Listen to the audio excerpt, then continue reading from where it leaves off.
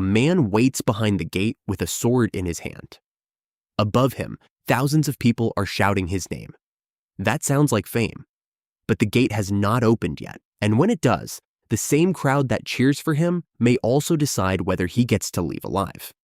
So did gladiators actually want to fight? Or did Rome build a world where risking death could look like a career? When we picture gladiators, we usually imagine men dragged into the arena against their will, forced to fight until one body falls and the crowd demands blood. That image is not completely wrong. Many gladiators were enslaved. Many were prisoners of war. Some were condemned criminals.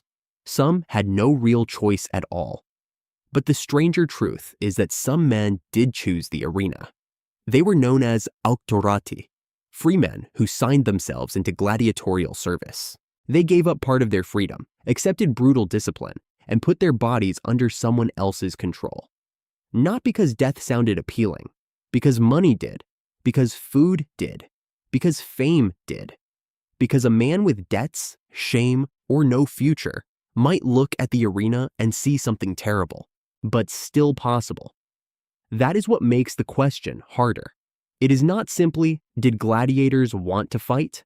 The better question is, what does want mean when every other door is already closing? Most gladiators were not born dreaming of the arena. Rome supplied fighters from the people it pushed to the edges. Slaves, captives, criminals, ruined men, foreigners, prisoners taken in war. For many of them, becoming a gladiator was not a career move. It was a sentence. They were sent to training schools called ludi, and a ludus was not just a gym. It was part barracks, part prison, part business. A gladiator was valuable property. He had to be fed, housed, trained, guarded, repaired when injured, matched carefully, promoted if he became useful. The man who owned or managed him, the lanista, was not running a charity. He was protecting an investment. A dead gladiator gave the crowd one ending. A skilled gladiator could give them 10 more fights. So the training was not just about killing. It was about surviving in a way people wanted to watch.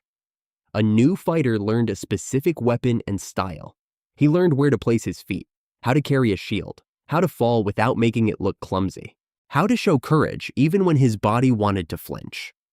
He learned the difference between pain and panic. That mattered because gladiatorial combat was not random chaos. It was controlled danger. The crowd wanted blood, yes. But they also wanted skill. They wanted timing. They wanted drama. They wanted to see two trained bodies create a story in the sand. A gladiator who simply panicked and died was not the best version of the show. A gladiator who fought well, bled well, lost well, and still held himself together. That was the kind of man the crowd remembered. And that was one of the cruelest parts. A gladiator could be admired for behaving like the perfect Roman man, while being treated as someone beneath Roman respect. He could be brave, disciplined, strong, famous, desired, and still dishonored. Rome had a strange relationship with arena fighters. People cheered them, bet on them, followed their records, painted their names on walls. Some gladiators became local celebrities. Some had fans. Some had lovers. Some became recognizable enough that their victories mattered to strangers. But socially, they were still marked. The same public that screamed for them inside the arena could look down on them outside it. The crowd could love a gladiator without accepting him. So why would any free man choose that? Because disgrace is not the worst thing that can happen to a desperate man. Hunger can be worse. Debt can be worse. Being invisible can be worse. For a poor man in the Roman world, ordinary life was not necessarily gentle. A bad harvest could ruin a family. Debt could swallow a household. War could take a man's land, his work, or his body. A man with no patron, no money, and no future might not be choosing between comfort and the arena. He might be choosing between disappearing slowly and gambling everything at once. And the arena offered something brutal but real. Food, pay, a roof, training, a name. maybe even freedom, if he survived long enough. That did not make the choice clean. A man could sign a contract and still be walking into a cage. Some volunteers swore oaths accepting punishment, pain, and death. Ancient sources describe gladiators submitting themselves to being burned, bound, beaten, and killed by the sword. Even if a man entered by choice, once he entered the school, his body belonged to the rules: when to eat, when to train, when to sleep, when to be punished, when to stand in front of another armed man because someone powerful had paid for a spectacle. Choice could bring him to the gate. It did not necessarily open the gate back out, and yet some gladiators probably did want to fight. Not always, not simply, not because they loved death, but because winning could change how the world looked at them. A successful gladiator was not just surviving, he was becoming a name. The crowd remembered good fighters. Fans followed rival styles. Certain matchups became familiar: the heavy shield against the net and trident, the armored fighter against the quicker one, the man hidden behind a helmet against the man whose face the crowd could read. People were not watching only to see a body fall. They were watching to see nerve. A defeated fighter might lift a finger, asking for mercy. The crowd might shout for his life or his death. The sponsor of the games made the final decision, but he made it with thousands of voices pressing down on him. And this is one of the biggest myths about gladiators. Not every fight ended in death. Many did not. A trained gladiator was expensive. Killing him every time he lost would have been bad business. A fighter who showed courage, skill, and discipline could be spared and matched again. The crowd did not always want slaughter. Sometimes they wanted judgment. Had he fought well enough to deserve another chance? Had he shown courage? Had he given them a good show? But none of that made the arena safe. A man could still die from a wound that looked survivable in the moment. He could be killed by a final order. He could lose the crowd. He could face an opponent better than him, stronger than him, luckier than him. And even when death was not guaranteed, the possibility of death was the point. Without that risk, the spectacle lost its power. That is why the question cannot be reduced to whether gladiators wanted to die. Most did not. But a man might not want death and still want the contest. He might want the moment when the noise disappears and training takes over.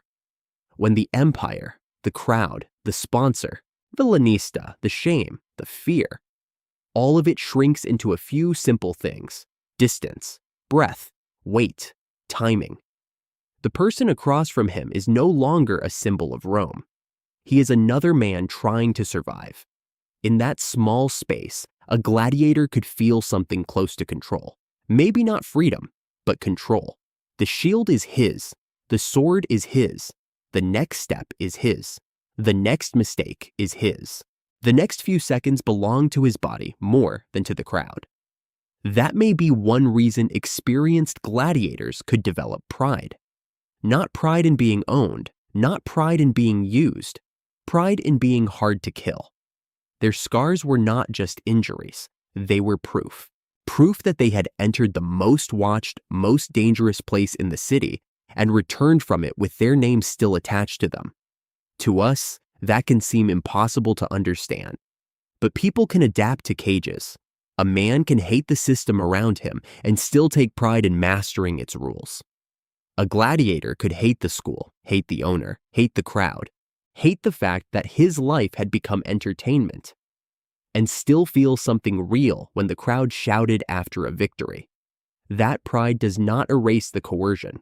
It only makes him more human. Because human beings do not survive only by telling themselves the truth. Sometimes they survive by turning the thing that traps them into the thing that gives them meaning. A gladiator who entered in chains might change over time. The first day in the school was not the same as the 10th. Fight. At first, he may have known only fear, the locked doors, the weapons, the older fighters with scarred bodies, the trainer watching his movements like a butcher inspecting meat. But after months of training, fear could become knowledge. He might learn how the crowd sounds when it likes you. He might learn which wounds look worse than they are. He might learn how to lose without looking weak. He might learn how to stand after being cut, because standing could be the difference between mercy and death. And if he won, something strange happened. The crowd that came to see him risk his life also became the crowd that gave him one. Their attention could feed him. Their cheers could protect him. Their memory could make him valuable. That is a dark kind of power, but power all the same. For the rare gladiator who survived long enough, freedom could become more than a rumor. Some were released. Some received the rudis, a wooden sword that symbolized the end of their time in the arena. But even that prize tells us the truth. Freedom was not the normal condition of a gladiator. It was the reward at the end of a road most men would never finish. And even freedom did not undo what had happened before it. A freed gladiator might leave the arena alive, but he did not leave as the same man who entered. His body had been trained for danger. His name had been made in blood. His value had been measured by how well he could entertain people who did not have to share his risk. So did gladiators want to fight? Some probably hated every second. Some wanted only to survive. Some wanted money because money was better than hunger. Some wanted fame because fame was better than being nothing. Some wanted victory because victory meant food, protection, and another day above ground. And some may have convinced themselves they wanted the arena because the mind is very good at making a prison feel like a purpose. Very few probably wanted the arena in the clean, heroic way movies imagine it. But many may have wanted what the arena could give them, and that is darker, because it means Rome created a world where fighting for the entertainment of others could look like opportunity. A world where a man could be exploited and celebrated about the same time. Trapped and ambitious, afraid and proud, bought, trained, cheered, wounded, remembered. The crowd did not only come to watch men die, they came to watch men prove something. They wanted to see whether a person placed at the edge of pain and fear could still act with discipline. They wanted courage made visible. They wanted death close enough to feel serious, but far enough away that they could walk home afterward. The spectators got philosophy. The gladiator got the blade. That is the part we should not soften. The arena turned suffering into status. It made courage into a product. It took men with few choices and placed them in front of people who could call their desperation entertainment. And still, inside that machine, the gladiator was not just a victim. He was a person making calculations under pressure. Can I win? Can I impress them? Can I live? Can I turn fear into something useful before it kills me? When the gate opened, the crowd saw a fighter. The sponsor saw a show. The trainer saw an investment. Rome saw proof that even fear could be organized into entertainment. But inside the helmet was a man with a much smaller question. Not glory, not history, not the Roman ideal of courage. Just this: can I survive the next few minutes without losing my name?